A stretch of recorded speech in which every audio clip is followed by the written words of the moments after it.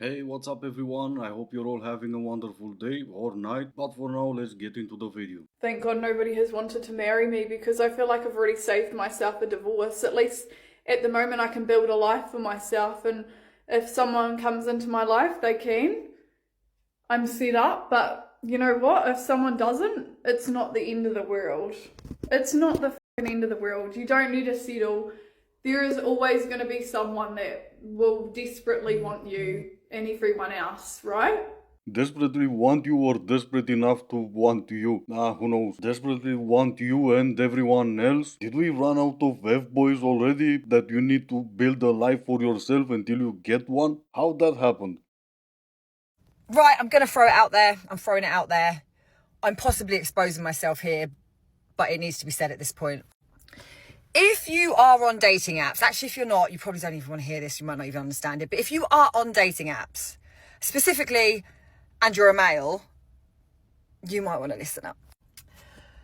If a female likes your profile first, I can only speak for Hinge and maybe Raya, but if a female likes your profile first and you think, oh yes, I want to match, therefore you want to like her profile back, effectively she has made the first move. She has made the first approach. So if we look at this in terms of like face to face, generally speaking, girls don't make the first move if you was to meet like out in a bar or wherever.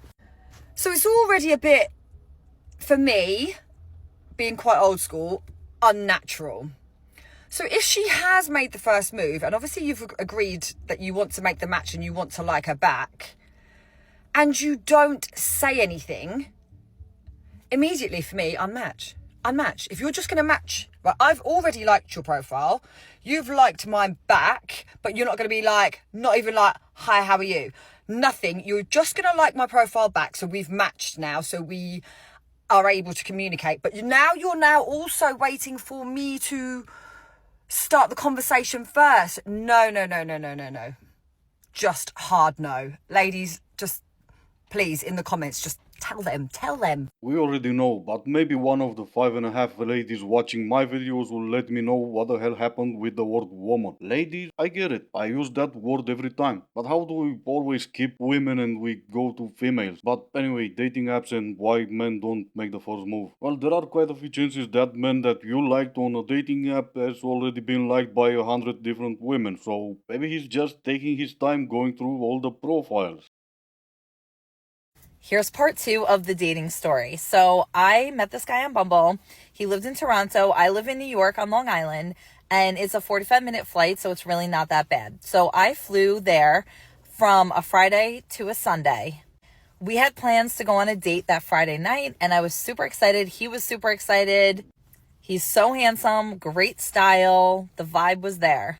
He met me at my hotel, and then we walked to a restaurant after, and then we went to this jazz club, this like piano bar. And he's from Toronto, so he knew a great restaurant to take me to that had fire pits outside. We had great conversation. When we took an Uber, he was holding my hand. It was just super cute. Then when it came time to say goodbye at night, he asked if he could come back to my hotel room. And I said no.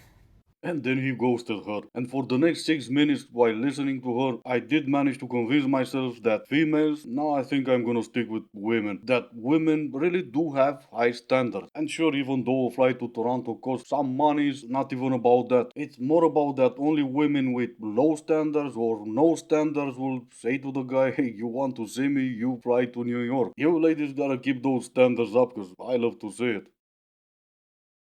A problem that I have on the dating apps that drives me insane is if I'm talking to a guy and let's say we send a few messages that are like this big. I don't know, like mini paragraphs, like 3 sentences.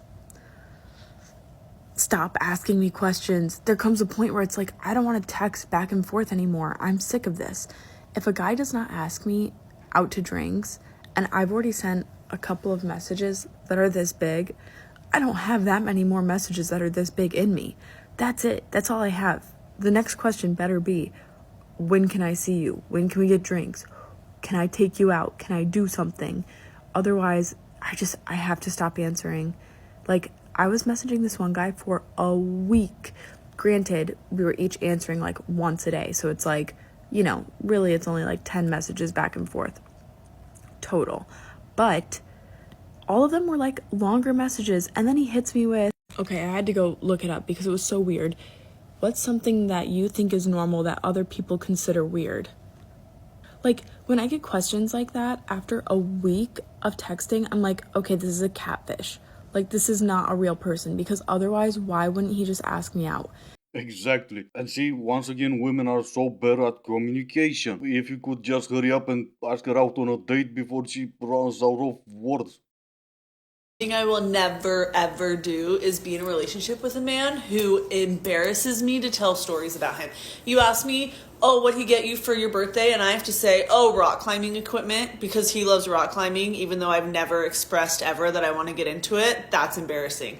Oh, why didn't he pick you up from the airport? Why'd you Uber? Oh, he just was tired after work and didn't feel like it. That's so embarrassing. What are you guys doing for Valentine's Day? Oh, he doesn't really believe in Valentine's Day. He thinks it's just like a stupid commercial holiday. That's so embarrassing. We never get to hang out with your boyfriend. Oh, he just like doesn't really like hanging out with my friends. It's just like a lot for him, so he usually just stays home. That's so embarrassing. That's embarrassing. If someone asks me a question about the guy that I'm dating and my answer has to be embarrassing, I'm out. Count me out. Is it not embarrassing enough that I like a man, that I have a crush on a man, and now you're embarrassing me further by not being at least someone that girls could be like, oh my gosh, I get it. I get why you're with him. Not gonna lie, your entire video is pretty embarrassing. Are you with him because of him or because your friends approve of him? It's not your friends who live with him, it's not your friends who get to experience him, at least in most cases. So shouldn't you be the only one who decides if you're gonna be with him or not? Ah, what am I saying? That only goes for men. Oh my god, look at this guy with the mustache. He's so hot. Maybe for you. Okay. Men work hard to make money to get women. Women work hard to make money to not have a man. Think about that. Work hard or hardly working, because in any way, shape or form, women charge for what men want and men are willing to pay. Thank God for the hardworking girls on the street corner so I don't have to deal with the more expensive ladies. Name one thing that if a guy does it, it's fine. But if a female does it, people lose their shit. I'll start.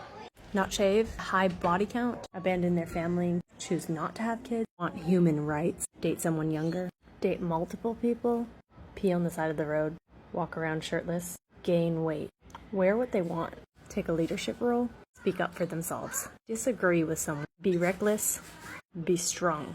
Did I miss any? I'm sure you can come up with more, I have faith in you. But you're supposed to list a bunch of things, even though you said you're gonna name one. But still, a bunch of things that women do and some people care about. Like you shaving your mustache, or a bunch of things that women don't do because reasons, like being unlikable and disagreeing with people. I must be missing something for sure, but hey, educate me. What human rights do men have and you don't? I would never feel sorry for men. I never will. I could never. Oh no, whatever will men do now, other than going on about their days like nothing happened? Was she really expecting that if she cries on TikTok, men's life will completely change forever because she doesn't care about men anymore? Seriously, princess, when did you ever? Men's mental health to me is just a load of bullshit. Oh my god, this is so funny because my parents, like, they just got divorced and stuff, and my mom is like going out on dates, right? And she's like beautiful or whatever, and so she's going on like all these dates. She's like on the dating apps and stuff. And my dad, he moves into a new neighborhood, right? And the woman next door comes over, brings him cookies, and I was like, oh, that's very nice. That's a very neighborly thing to do. And he turns to me and he's like, she just wants a boyfriend. I was like, you are not likable. Not to disagree with you there, Butch, but the cookie ladies might. He's likable enough for free cookies while your mother is going on all those dates. I have a superpower. I can make anybody say how, just ask me. How? Ta-da! Alright, this is gonna be it for today. As always, I do hope you enjoyed it. If you didn't, I still appreciate you for making it this far. Thank you all so much for watching. Stay safe and I will see you in the next one.